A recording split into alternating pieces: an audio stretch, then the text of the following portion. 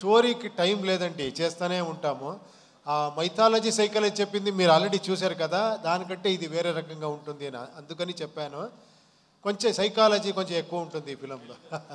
ఇందాక మాట్లాడుతూ చిరంజీవి గారితో సినిమా చేద్దాం అనుకున్నాను, కుదరలేదన్నారు కదా. అసలు ఏం జరిగింది అసలు ఆ ప్రాజెక్ట్ విషయంలో? చాలా 25-30 ఇయర్స్ అయిపోయింది. నాకు ఆ మెగాస్టార్ ఇమేజ్ ఏమనే తెలియదు నాకు అప్పుడు. తర్వాత అర్థమైంది ఒక్క మెగాస్టార్ అలాంటి పొజిషన్కి వెళ్ళాలంటే ఎంత ఇది ఉంటుంది అని.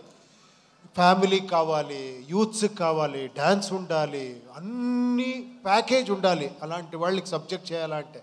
నేను ఏమేమో ఇలాంటి చెప్తే తర్వాత అనుకున్నాను ఇది నేనే చేసుకోవాలి అని. నేను వచ్చేసి నేను చెప్పాను, సార్ నాకు అంటే ఆ ఒక్క ఇది నాకు అర్థం కాలేదు. I'm very unfortunate.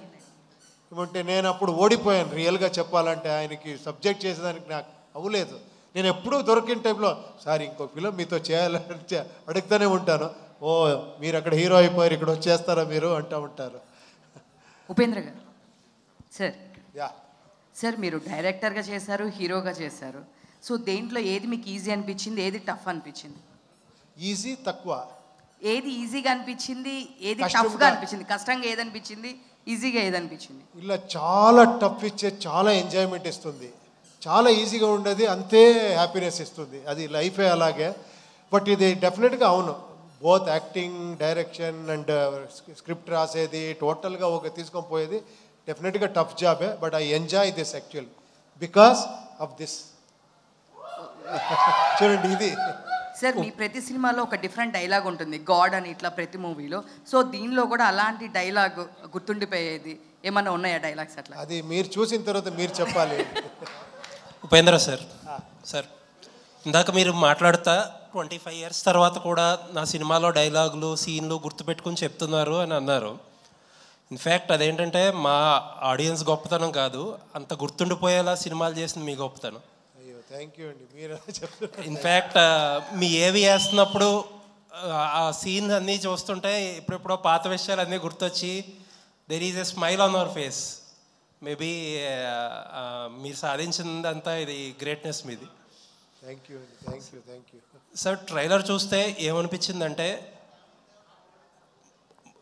మన సమాజంలో ఉండే పూర్ పీపుల్ కానీ లేకపోతే మిడిల్ క్లాస్ కానీ తినడానికి తిండి లేకపోయినా మనల్ని క్రికెట్తోనో లేకపోతే క్యాస్ట్ అనో ఇంకోటనో రిలీజియన్ అనో ఒక డివైడ్ చేసి మనకి ఏం లేదు అనేది, ఏది అవసరం అనే దాన్ని గుర్తుపెట్టుకోనివ్వకుండా వేరే వీటి మీదకి డైవర్ట్ చేస్తారు అనేది ఒక సోషల్ సెటైర్ కింద అనిపించింది. 2040లో కూడా పరిస్థితులు అలాగే ఉండబోతున్నాయి అన్నట్టు ఒక సెటైర్గా అనిపించింది. అదే నా ఉద్దేశం ఈ సినిమాది. మీరు మొత్తం ఆన్సర్ చెప్పేసి క్వశ్చన్ అడిగితే మీరే అన్నీ చెప్పేశారు. చూడండి ఇది, this is your intelligence. Sir యాక్చువల్గా ఇటువంటి మ్యాడ్నెస్లో క్రికెట్ మ్యాడ్నెస్ కానీ లేకపోతే పాలిటీషియన్స్ కానీ చాలా ఉంటాయి. దాంతోపాటు సొసైటీలో హీరో వర్షిప్ లేకపోతే ఫిలిం వర్షిప్ అనేది కూడా కొన్ని చోట్ల చాలా ఎక్స్ట్రీమ్ లెవెల్స్లో ఉంటాయి. దానికి సంబంధించి కూడా ఏదైనా ఉంటుందా సినిమాలో? చూడండి చాలా మీకు నాకు సంబంధం ఇచ్చిన ఇది ఉంటుంది. Thank you sir, looking forward. Thank you.